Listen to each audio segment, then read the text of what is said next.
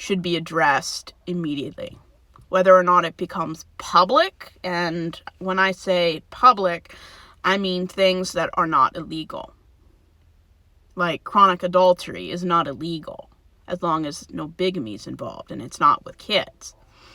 But things should be addressed in church. Making an announcement about something, unless it's illegal, it would be up to the consent of the individuals involved. As long as the woman consented to having the information released to the public, I don't see a problem. Intentionally knowing the details of what is going on, and you purposely and intentionally say things that are not true in order to damage someone's reputation who's a survivor of and was married to someone who's now a convicted sex offender, should be criminal. Unfortunately, it's not criminal to ruin someone's reputation unless it's, unless it's true. In this case, it was not. There are a lot of churches out there that handle things perfectly.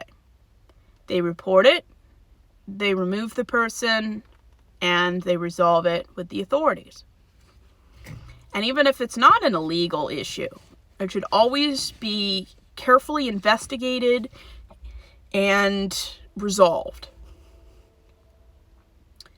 The problem is there's a lot of denominations out there that don't do that. And the more conservative fundamentalists or any church with a southern root to it is most likely going to be on the other side. Any churches that are 100% led by white, cis, heterosexual men have the highest chance of being extremely ripe for abuse. Anyone who is in a church where the church doctrine basically excludes women from leadership, women are viewed as less than, and it's hard for women to break out of the stereotypical gender roles, is going to have a higher chance of abuse because of how low they view women. And religion does a very good job telling people, especially women, that just because you have a different role doesn't mean you're not equal. But see, the problem with the idea that men and women just have different roles wouldn't be a problem if you saw men doing women's roles and women doing men's roles. When men in these environments won't do a woman's job, that's when when they say roles are different but they're equal, they're lying. If the men who are usually in charge won't do women's tasks ever, you're not equal. One's higher up than the other. And there are no jobs that are gender gold. I mean, anyone who views a task as women's work is a misogynist. Men should be fine doing anything that is biologically and physically able to be done.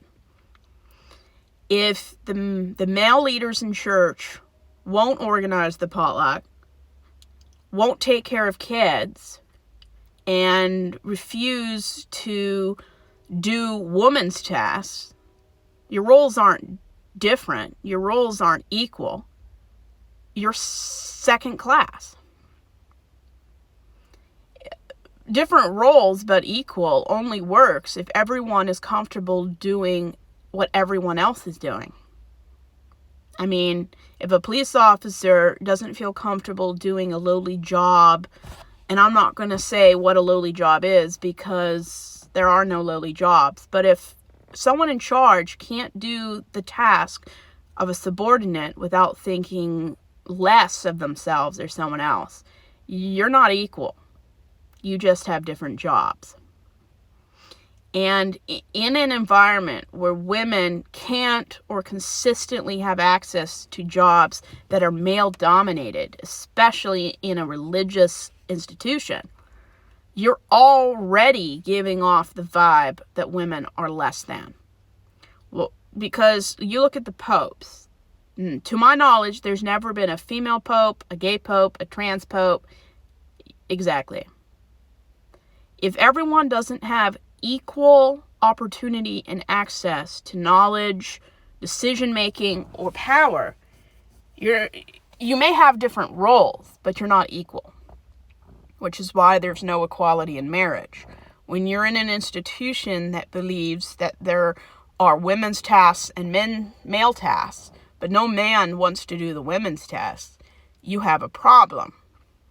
Which is why 70% of women file for divorce and initiate divorce, because they don't want to do everything anymore. And not all churches retaliate or try to intimidate people not to go to the police. But traditionally, marital counseling was something that couples in trouble or were nearing the brink of divorce got involved in. And anytime that a woman is supported by a church to have a legal or religious separation from their spouse, it's always with the intention to return the spouse to their spouse, regardless of whether they're compatible, whether there's abuse, or just feelings of distaste toward each other. The goal of separation and religious marital counseling is to reconcile two people together, regardless if it's a healthy environment, safe, or equal. And this is a problem. When Christians, by and large, worship the institution of marriage, they worship the gender roles. What happens when someone in a position of power makes extra use of gender roles?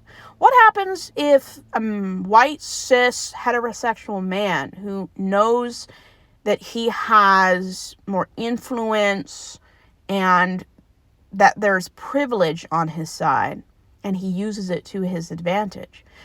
You're looking at women who grew up in an environment where they were told they were less than, or were never consistently educated to understand and expect the people in their life, to treat them with the respect they deserve, with the autonomy they deserve. You're creating women that don't have the self-confidence to report crime. They don't have the self-confidence to go against an institution that is their entire center of identity.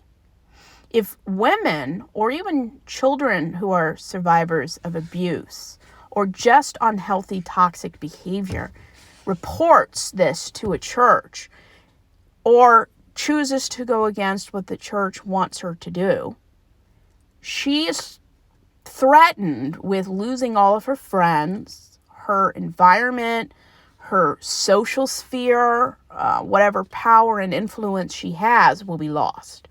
Even if a church doesn't say, if you report, this is what will happen.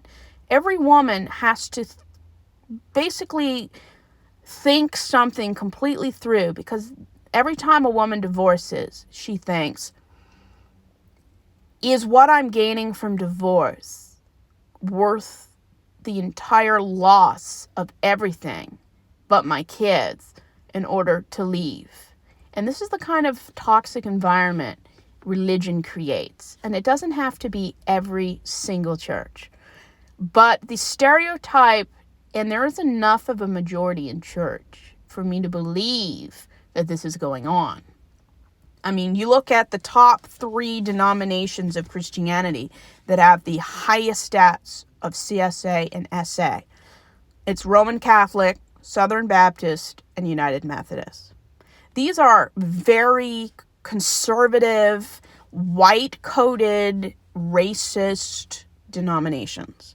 I grew up in Baptist, which is the Christian denomination, well, Protestant, that has the highest CSA and SA statistics. Even if a church doesn't threaten a woman and her family, women still fear dread. They still feel, is what this man is doing to me, that I'm reporting to the church, my friends, or to law enforcement, Is what this person is doing bad enough where I might lose everything? Everything